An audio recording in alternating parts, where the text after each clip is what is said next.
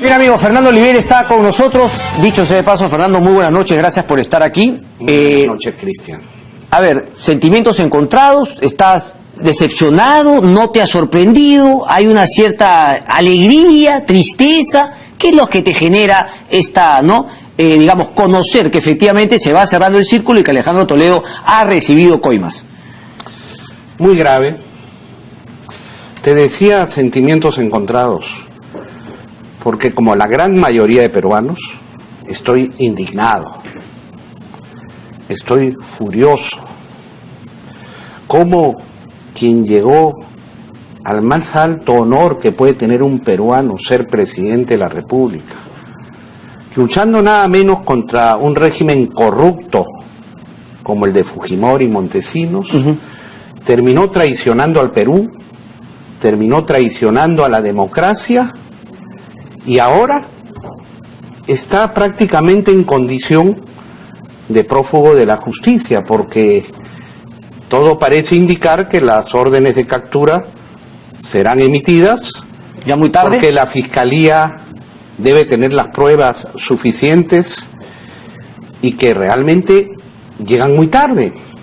O sea, Aquí, digamos, esto es un despelote, se ha filtrado la información, no ayuda. Pero digo sentimientos encontrados porque a la vez es un aliento, una esperanza, saber que no hay intocables, saber que la verdad se abre paso, saber que no hay crimen perfecto. Con la gratitud a esos valientes fiscales brasileros que supieron cuadrarse frente al poder inmenso de un sistema de corrupción internacional que gobernaba Brasil como gobernaba el Perú y gobierna muchas partes del mundo, consagrando la impunidad y desapareciendo a quienes denunciábamos, sometiendo a la prensa y silenciando a través de un poder judicial que justamente daba patente de corso para que esto siga funcionando por siempre jamás. Correcto, Fernando Olivera. Se abre una esperanza para que podamos hacer una depuración total de toda esta lacra de politicastros delincuentes, ¿no? Correcto. Ahora, Fernando Olivera siempre se ha vendido justamente, tú, digamos, como el luchador de la corrupción, que con la escoba no se le escapa ni un corrupto. ¿Cuál es la responsabilidad que también asume Fernando Olivera en haber sido socio de un presidente que al final se llevó la plata, al parecer, en balde? ¿Qué pasó con la escoba del Frente Independiente Moralizador? Creo que es una pregunta legítima también que mucha gente se hace. Nosotros, en primer lugar, competimos con Toledo en las elecciones. Ok. En la segunda vuelta había que elegir el mal menor. Ok, en ese entonces, digamos, todo el mundo, había toledistas por todo el mundo. Entre García y Toledo. Ok. Prácticamente no había elección. Pero sin embargo nosotros firmamos un acuerdo de gobernabilidad y moralidad para viabilizar la estabilidad democrática en un proceso de transición real, luego de que nos había dejado el gobierno Fujimori en rojo, con las instituciones destrozadas y con toda una conspiración en marcha, donde al llegar al gobierno Toledo decían no llega al próximo año. Cuando García inclusive el día de la segunda vuelta le propone un pacto, el pacto de la reconciliación nacional, que no era otra cosa que borrón y cuenta nueva. Le decía, yo soy ministro, lo que quieras, conserje o lo que quieras, tienes nuestros parlamentarios. Y rechaza Toledo ese pacto y decide ir con el fin, que no era otra cosa que independencia para el Poder Judicial y sanción para los corruptos. Durante los 5 años, entonces, Fernando, durante los 5 años, y al final del año, cuando finalmente se firme esta concesión, cuando hacen pasar, que tú lo has denunciado anteriormente, hicieron pasar el tema de la interoceánica por encima del SNIP, etcétera, etcétera, etcétera. Ese tipo de cosas. ¿Qué le pasó al Frente Independiente Moralizador a Fernando Olivera? Es que no había motivo de sospecha. A Toledo se le podía criticar y de hecho se le denunciaba porque los parientes que hacían cosas, salió el caso Almeida en una oportunidad que terminó preso, ¿no? y que inclusive ahí yo fui víctima de una conspiración, de una difamación que quedó todo al descubierto, felizmente, y se terminaron rectificando los que la habían armado, ¿no? Para querer involucrarme, como que yo quería tapar ese caso. Al final se hizo una investigación con intervenciones telefónicas con la Fiscalía y terminaron admitiendo que eso había sido... Ok, pero independientemente de eso, no, entonces, la sospecha de... O sea, Alejandro Toledo no había ninguna sospecha. No había sospecha, Cristian. Entonces el sistema no está funcionando. Porque si hubiera habido sospecha, pues ten la seguridad que lo habríamos denunciado. Y cuando el 14 de agosto del 2005 nosotros rompimos absolutamente. Retiramos a los pocos funcionarios que teníamos en el gobierno, por ejemplo al director de Promperú, unos pocos.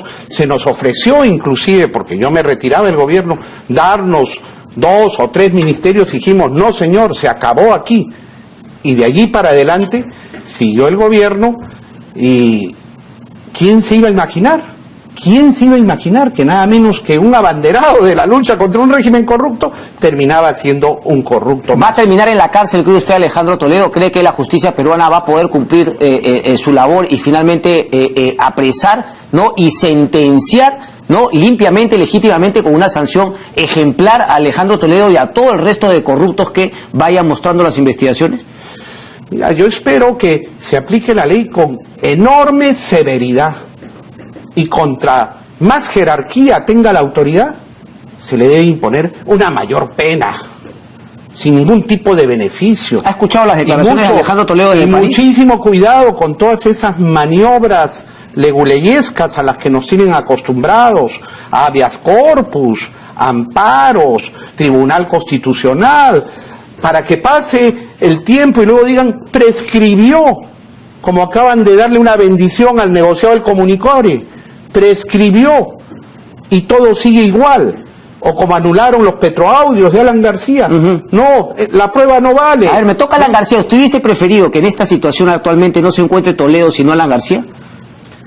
Definitivamente que cualquier presidente que termine involucrado en un caso de corrupción es una vergüenza nacional. Pero claro, de uno usted fue aliado en un momento y de otro siempre ha sido enemigo. Fíjate, Cristian, te voy a decir algo con toda transparencia. Cuando se conoce el caso Ecoteva, ese es un antes y un después. Porque, y esto ha sido más o menos en enero del 2014. Pero cuando no reconocía a la hija, mira, es un tipo amoral. En enero del 2014 salen unas informaciones en correo, creo que con Aldo Mariate. Sí, me acuerdo, cuando saca la casa de Casuarinas. Y lo acusaron todo el mundo y lo acusó Alejandro Toledo, a Aldo Mariate, y cuando sacó lo que hoy demuestra que era verdad. Así es, ¿no? Y entonces, 4 años han pasado. El caso Ecoteva empantanado por una serie de temas. Yo recuerdo que cuando la Contraloría en campaña electoral quiso invitar a 5 candidatos nada más, nosotros levantamos nuestras escobas y fuimos y dijimos, están patrocinando a los candidatos de la corrupción. Okay. Y en ese evento yo reclamé también que Toledo explique y que responda por el caso Ecoteva. ¿Y por qué digo que marca un antes y después? Porque si tú no tienes nada que ocultar, te dicen estas propiedades, etcétera. Ahí se dio cuenta usted que obviamente él ocultaba su origen, pero cuando arranca diciendo que eso era producto de una reparación de los nazis a su suegra judía y que había recibido esos fondos, y en 24 horas se cayó y se mostró que todo eso era una mentira, a partir de ahí la sospecha ya era muy grande. Pregunta, la misma que le pregunta el doctor Solari. En el caso de Ollanta está claro que había un tándem con su esposa, con la ex primera dama Nadine Heredia. En el caso de Toledo y Ollanta Carp, ¿cree que es lo mismo? Francamente, no lo sé.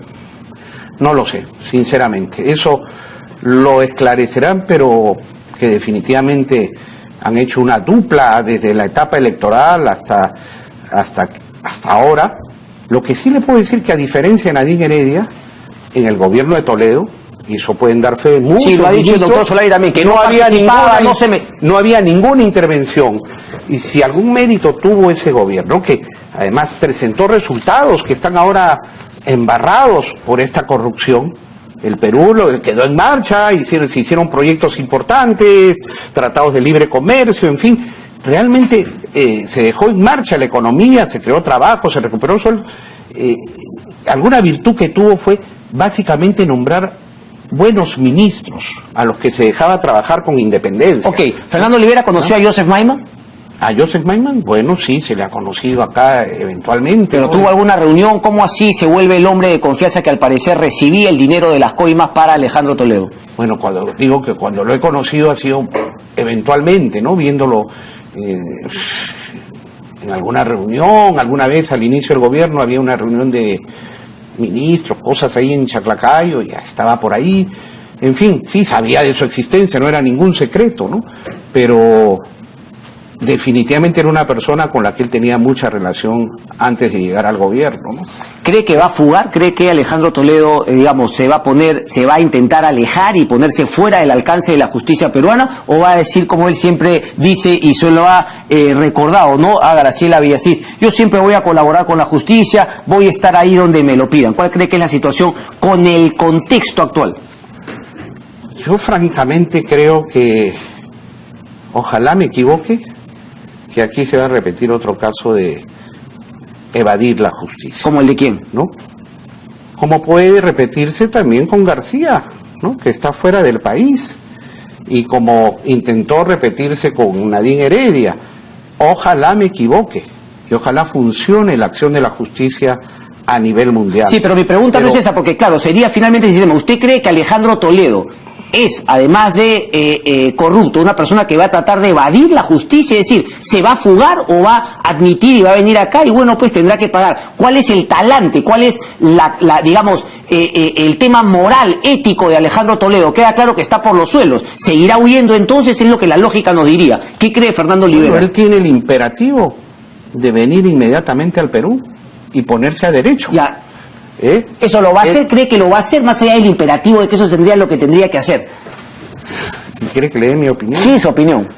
Francamente lo dudo, y además porque ya empiezo a ver ciertas expresiones en algunos tweets y comunicados desesperados donde se empieza a hablar de persecución política. Sí, lo ha dicho Elian Carp. ¿Cree que por ahí va un poco ya el anuncio de que se van a victimizar? Realmente creo que se está queriendo crear aquí que porque uno tiene un color de piel, porque hay blanquitos poderosos, tal y cual, ¿no? Hay una conspiración, pero si hay las pruebas, que todo parece indicar que hay, pues simplemente aquí la justicia tiene que actuar y se quedará sin sustento. Le voy a dar 2 minutos, Fernando Olivera, porque claro, antes de que el tema Toledo no nos gane toda la pauta de la noche, usted venía a hablar también del tema del gasoducto, Ograña y Montero, etcétera. 2 minutitos, por favor, para terminar y cerrar con el tema. No.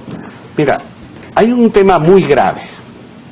Aquí, por la inacción de la Fiscalía, en un campo en donde está dejando el terreno libre a los corruptores de Odebrecht, porque no le congela cuentas, no hace los embargos cautelares. Bueno, y le avisa, ¿no?, a Toledo para que se pueda fugar, ¿no? Porque toda esta pantomima obviamente juega a favor de Toledo y de su posibilidad de fuga, si es que así lo quiere hacer. Absolutamente. Por esa inacción, Odebrecht está obteniendo a cambio lo que pretende, que es vender todas sus acciones, vender todo su patrimonio, con una complicidad del lado del gobierno. Porque el gobierno promueve además esto, hizo todo lo posible para que venda su participación en el gasoducto del sur. Lo anunció Kuczynski primero con Centra y después lo anunció Torne con Zavala respecto a Brookfield, el fondo canadiense. Entonces no cree que él está liderando, en verdad. ¿Y por qué no lidera la lucha contra hay algo muy grave, ¿Qué cosa? Cristian, que no aplica la cláusula anticorrupción. ¿Y eso qué significa? Porque si tú aplicas la cláusula anticorrupción... Pero es que todavía no tiene las pruebas de que efectivamente hay una coima. Pero por favor, ya hay suficientes elementos.